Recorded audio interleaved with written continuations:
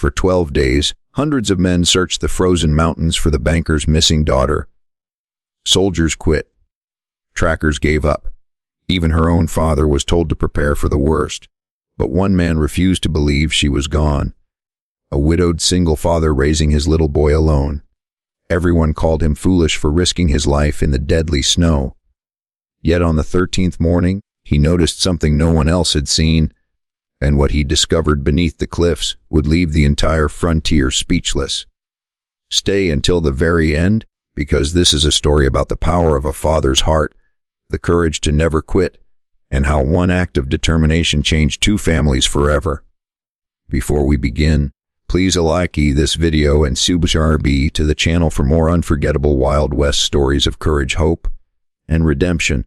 The first heavy snow of winter had buried the mountain pass beneath thick drifts, turning the narrow trail into a dangerous maze of ice, hidden ravines, and frozen rivers. News spread quickly through the frontier town of Black Ridge that 18-year-old Eleanor Whitmore, the respected banker's only daughter, had vanished while traveling by wagon to deliver medicine to a nearby settlement. Her frightened horses returned without her. The broken wagon was discovered beside a cliff, but there was no sign of Eleanor herself.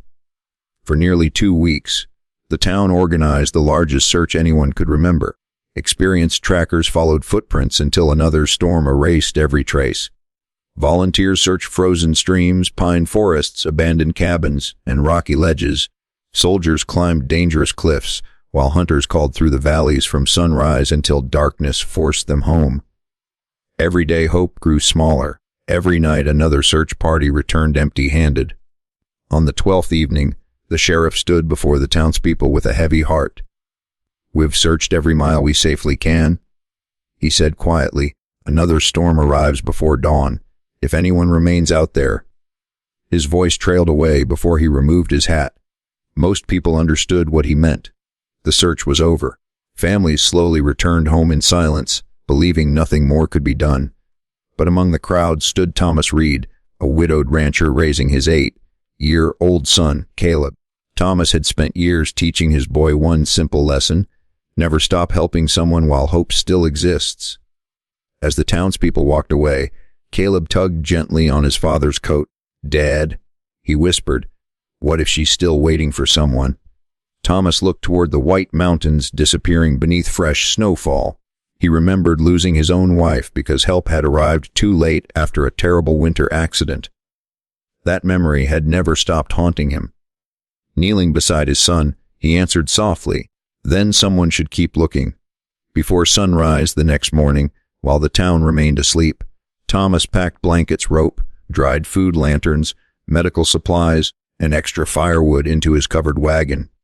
Caleb insisted on helping prepare the horses. "We'll bring her home," the boy said with quiet confidence. The lonely journey into the mountains became more dangerous with every passing mile. Bitter winds pushed snow across the trail, hiding deep cracks beneath the ice. Several times Thomas nearly turned back after the horses struggled through steep drifts, yet something deep inside urged him forward. Late that afternoon, just as daylight began fading, he noticed something almost invisible beneath the fresh snow. A small strip of blue fabric caught between frozen rocks. Most searchers would have ridden straight past it. Thomas climbed down from the wagon and carefully brushed away the snow. The torn cloth matched the blue traveling shawl Eleanor had been wearing the day she disappeared. He slowly looked toward the towering cliffs above and realized everyone had been searching in the wrong place. Thomas tied the horses and began climbing the icy cliff, carefully following the torn strip of blue fabric.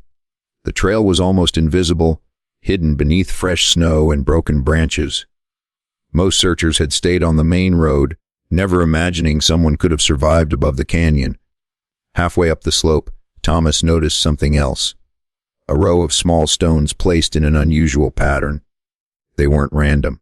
Someone had arranged them as a desperate signal. "She's been trying to tell us where she is," Thomas whispered. After another difficult climb, he heard a faint sound carried by the wind.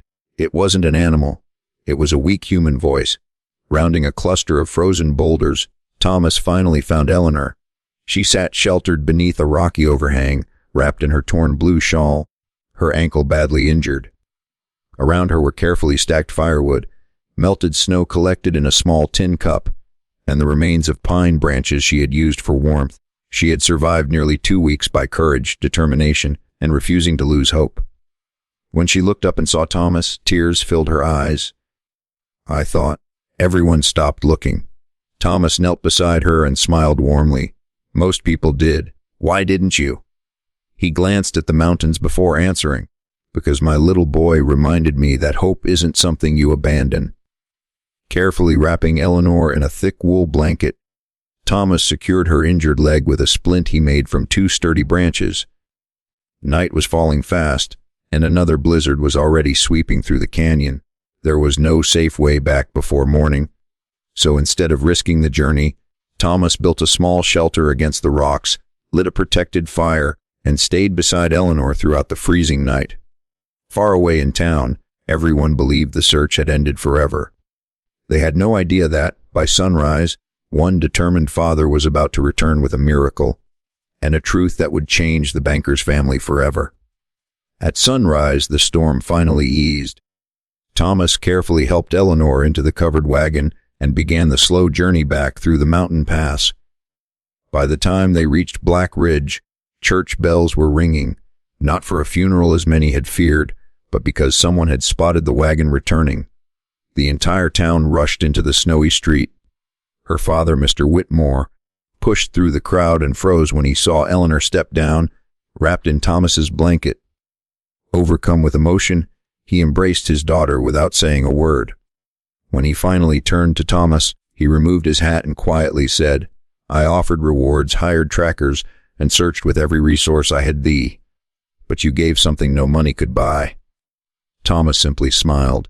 "I gave her what every child deserves." "What's that?" "Someone who refuses to give up." Later that evening, the townspeople gathered at the courthouse, expecting the banker to reward Thomas with a fortune.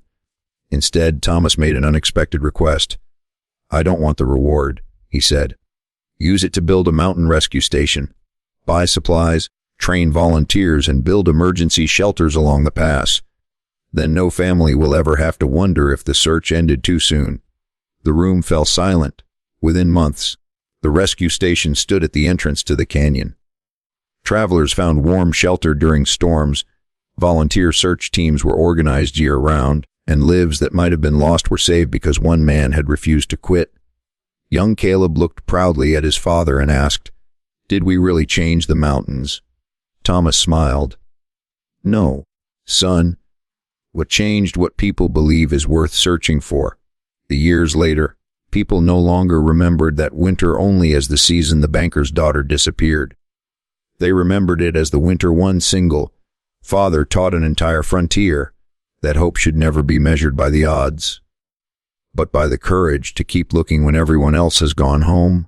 If this story touched your heart, please like this video, subscribe to the channel, and share it with someone who believes that determination, compassion, and hope can still change the world.